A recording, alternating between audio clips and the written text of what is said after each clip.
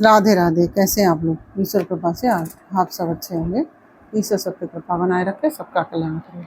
आज मैं बताने जा रही हूँ योगिनी एकादशी की व्रत कथा। योगिनी एकादशी आषाढ़ मास के कृष्ण पक्ष की जो एकादशी होती है उसको योगिनी एकादशी के नाम से जानते हैं। और यह व्रत भगवान लक्ष्मी नारायण की पूजा के लिए माना जाता है और इसमें माता लक्ष्मी और नारायण की पूजा करनी चाहिए। और योगिनी एकादशी व्रत की कथा इस प्रकार से है। अलकापुरी में शंकर जी के भक्त कुबेर जी रहते थे और पूजा के लिए हेममाली पुष्प लाया करता था। उसकी स्त्री अति सुंदर थी, उसका नाम था विशालाक्षी। हेममाली एक दिन मानसरोवर से पुष्प लेकर तोड़कर घर आया। पत्नी की छवि देखकर कामातुर हो गया,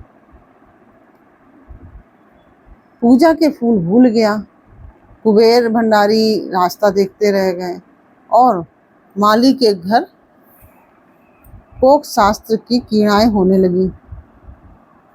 यक्षपति कुबेर ने गुप्त यक्षों को भेजा। वह उसके कुकर्मों को देख गए और उस महाअंधे ने उनको नहीं देखा। कुबेर ने माली को बुलाकर कहा, अरे महापापी नीच, तूने मेरे पूज्य वर्षी का तिरस्कार किया है, इस कारण से मैं तुझे शाप देता हूँ। तू स्त्री के वियोग में दुख भोगेगा, मृत्यु लोक में जाकर कोढ़ी होगा। कुबेर के शाप से वह माली पृथ्वी पर गिराया गया और स्त्री का वियोग हो गया। कोढ़ी होकर वह कष्ट पाने लगा। शरीर से दुर्गंध आती थी, कोढ़ की वजह से शरीर से दुर्गंध आती थी, परंतु अंतःकरण उसका दर्पण के समान शुद्ध था। शंकर जी की भक्ति के प्रभाव से उसे पिछले जन्म की स्मृति थी, उसको पिछले जन्म की याद थी सारी। प्रायश्चित करने के लिए वह हरिद्वार आया और गंगा जी का स्नान किया, परंतु मधुमक्खियों ने उसका पीछा नहीं छोड़ा। अंत में पतित पावनी देवभूमि उत्तराखंड चला गया और देवप्रयाग होता हुआ वह जमुनोत्री के तट पर पहुंचा। वहां मार्कंडेय ऋषि का आश्रम था। उनके दर्शन से मक्खियां अंतर ध्यान हो गई। मार्कंडेय जी के दर्शन मात्र से जो मधुमक्खी उसका पीछा नहीं छोड़ रही थी वह अंतर ध्यान हो गई। हेममाली उनके चरणों में गिर पड़ा और अपने अपराध की कथा सारी जो थी उसने मार्कंडेय जी को सुना दी। मुक्ति का मार्ग पूछा तो मार्कंडेय ऋषि बोले कि आप आषाढ़ मास के कृष्ण पक्ष की जो एकादशी का व्रत जो है विधि विधान से करो, तुम्हारे समस्त पाप हैं जो वो नष्ट हो जाएंगे।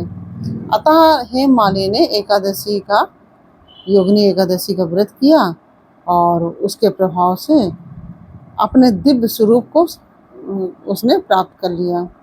जो फल 88,000 ऋषियों के भोजन के खिलाने से होता है, जो 88,000 आप ऋषियों को भोजन कराएंगे उससे जो फल प्राप्त होता है,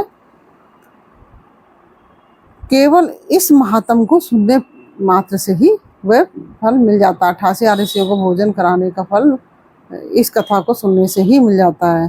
तो इस दिन फलाहार रहकर व्रत करना चाहिए और इस दिन अन्न का ग्रहण नहीं करना चाहिए। इस तरह से यह कथा पूरी हुई। यह कथा आपको कैसी लगी यह मुझे कमेंट बॉक्स में अवश्य बताइए। अच्छी लगी है तो वीडियो को लाइक शेयर अवश्य कीजिए और कमेंट में राधे राधे अवश्य लिखिए।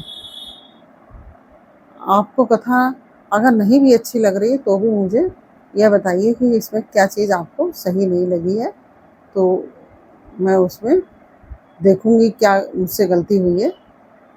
फिर मिलते हैं आपसे अगले वीडियो में एक नई जानकारी, एक नई कहानी के साथ। तब तक के लिए राधे राधे।